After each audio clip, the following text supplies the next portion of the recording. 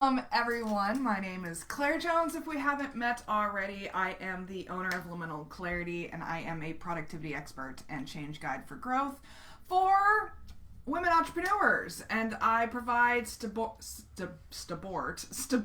and support during times of change, stress, and transformation. So I am jumping on today to talk about how to choose the right marketing platforms to prioritize in order to efficiently streamline your time, money, and energy as a busy entrepreneur. So if you are catching me live or if you're watching the replay, say hello, comment, and tell us where you're tuning in from and what your most pressing marketing question is. So before I get into the nitty gritty though, I wanted to include a caveat here. So I do have 15 plus years of small business experience and first embarked on my own entrepreneurial journey back in 2014. And every single week, I get questions from my audiences and networks on all kinds of systems, strategies, and softwares. They ask me all kinds of questions all the time. And so I'm more than happy to point people in the right direction, but, and this is a big but here, whatever systems, strategies, and softwares you choose to use in your business, in your work, are only as effective as the internal personal development work that you choose to do as well. Because at the end of the day, personal development is business development. I learned that the hard way, and you don't have to. So if you're interested in chatting more, book a call with me. I'll put the link in the comments here. It's in the description if you're catching us on YouTube.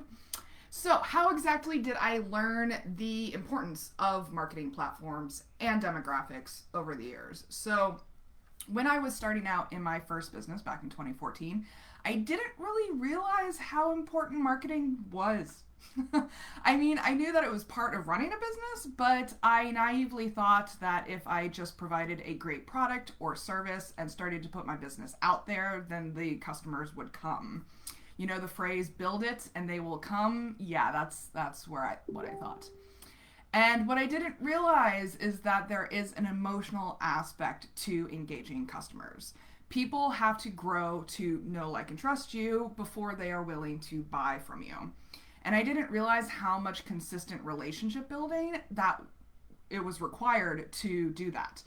And I spent a lot of my time optimizing my website, making sure I had great products, figuring out how to do product photography, learning graphic design, and all this stuff that does contribute to a profitable business in some ways, but I wasn't actually spending my time talking to people. I felt like I was busy because I was doing tons of things day in and day out, but I always had more on my list to learn and improve and optimize, but what was I actually accomplishing? Not sales. That was obvious. So is this calling to you? I'm sure there are a lot of you out there. If you're interested in chatting more about life and business and all that it entails, I am opening up 3 spaces to the women go-getters out there who want to have more fun and less stress while achieving their BIG goals, big goals. So book a call with me. The link is in the comments. So over the last 8 years, I have committed myself to learning as much as I could about marketing. I have read books, blogs, and articles. I have sought out marketing specialists and experts, and I have networked. And today I'm going to tell you what I have learned is the first step to any effective and efficient marketing strategy. Number 1, who are your ideal clients? And number 2, where are they hanging out? So number 1, who is your ideal client? Have you taken the time to figure out who exactly you're targeting with your products or services? You need to document and describe your target customer. This is also known as the ideal customer or buyer persona. Think about demographics as well as psychographics. We're talking about their age, their gender, location, income, occupation, industry. I already put location, education level, and or stage in business if you are going after businesses instead of individuals, as well as their feelings, their frustrations, their pains, their hopes, their dreams that they are coming to you with. This is super important for marketing messaging. You need to be able to communicate to your customers that you understand their pains and problems and that because you understand, you have the ideal solution for their particular pain or problem. This is where the importance of market research interviews come in. I highly recommend that everyone spends time interviewing the people who they think may fit their ideal customer profile. Gather the exact wording and verbiage that they use to describe their situation so that you can use that exact wording in your marketing messaging to directly target those ideal customers. Basically, you're looking to give potential customers the sensation that you can read their mind. If you use their exact phrasing, their exact words that they use to describe their goals, their issues, their dreams, and how they want to solve that or progress towards that, you will seem like a mind reader. But you can only do that if you take the time to identify your ideal customer profiles in the first place. So then number 2 is figuring out where they're hanging out. So after asking your market research interview questions, which I'm sure you all did or will do, you will also know where to find these ideal customers. Literally ask them, where do you look for solutions to these particular pain points? Do they ask friends? Do they search Google? Do they go to networking events? Do they go to Facebook groups? Do they search hashtags on Instagram? How do they already approach their goal, their pain, their issue that they're grappling with? Where are they hanging out already so that you can hang out there too and have a higher chance of reaching them? Basically, what platforms are they visiting every day? Where do they spend their time? So really think about who your ideal client is, where they are already hanging out, and focus your efforts there first and foremost. So when we're talking about how people interact with marketing sources, there is a wonderful survey done by a global online consumer survey company called the Nielsen Group. And they say that recommendations from people I know is the number 1 most trusted marketing source. And I actually looked up the numbers this morning, and it's even increased since the last time I looked at their survey.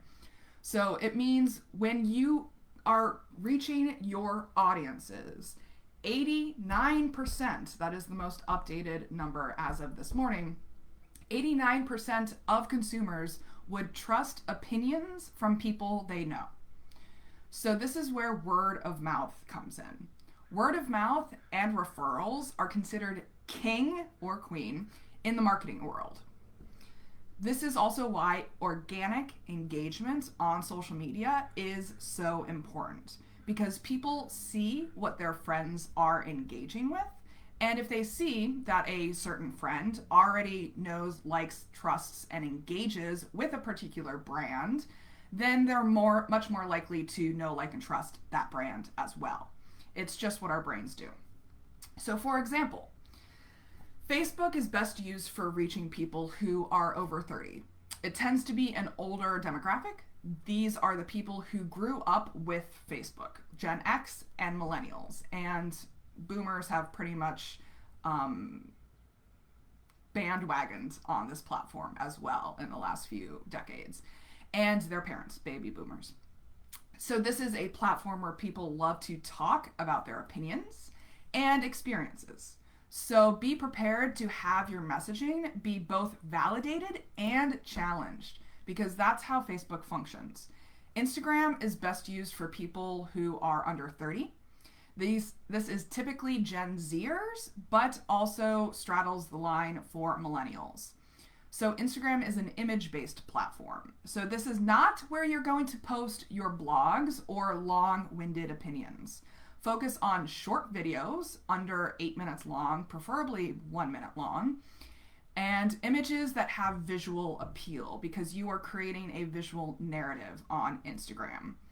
LinkedIn is a business-to-business platform, so keep everything very professional here and focus on educational content.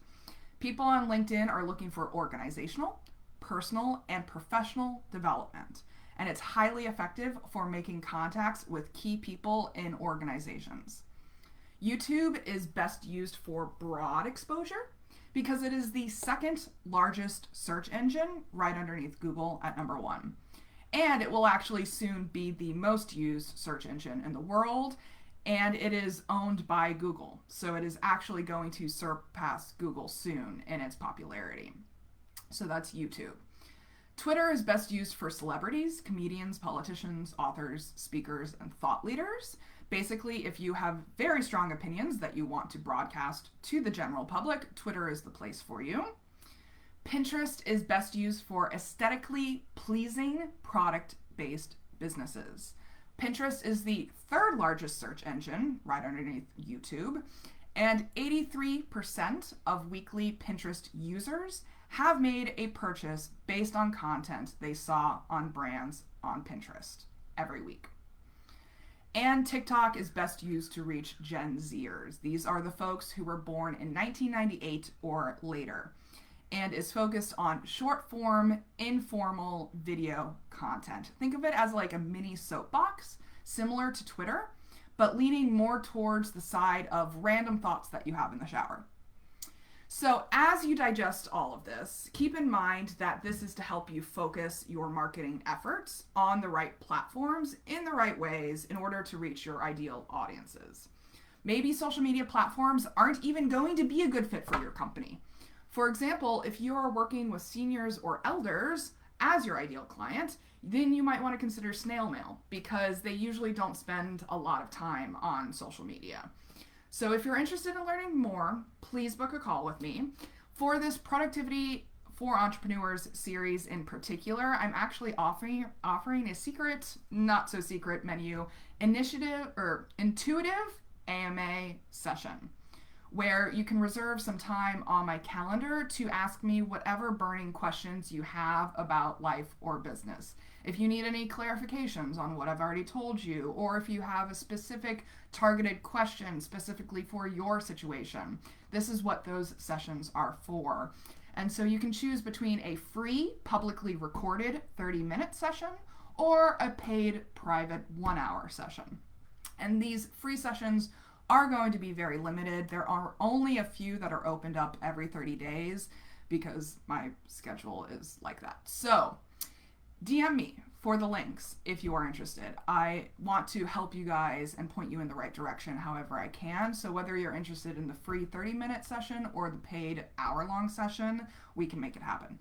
So in the meantime, please join me for more of these Facebook Lives where I will be doing a deeper dive into each of these areas and providing you with practical tips, tools, and recommendations.